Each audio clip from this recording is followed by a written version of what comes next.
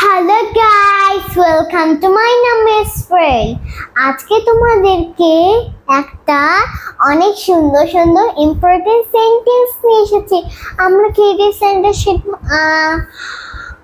Was or will be, was or will be, এগুলো দিয়ে আমরা সেন্টেন্স শিখবো। তুমি কি was বা will be, তোমরা কি এগুলো দিয়ে সেন্টেন্স জানো? নো নো নো নো, আজকে তোমাদেরকে এই ইম্পর্টেন্ট সেন্টেন্সটা শিখে দিব। ওকে, if you want to learn English, they need to practice again and again. So let's go. মুগ্ধ। মুগ্ধ, এটা ইংরেজি কি? impressed, impressed.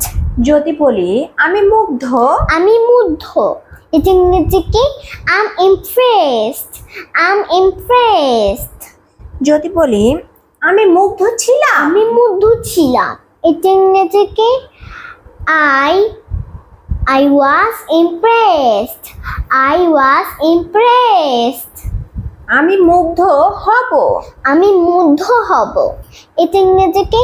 I will be impressed, I will be impressed. রাজি, রাজি, এটা ইংরেজি কি? convinced, convinced. আমি রাজি, আমি রাজি, এটা ইংরেজি কি? I'm convinced, I'm convinced. আমি রাজি ছিলাম, আমি রাজি ছিলাম, এটা ইংরেজি কি?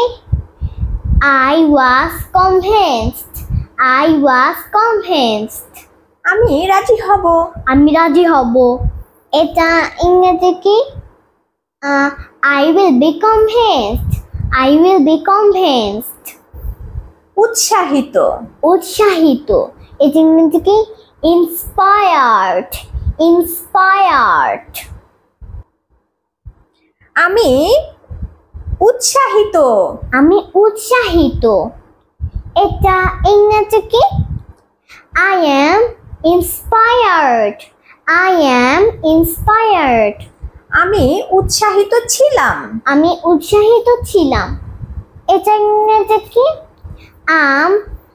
I was inspired, I was inspired.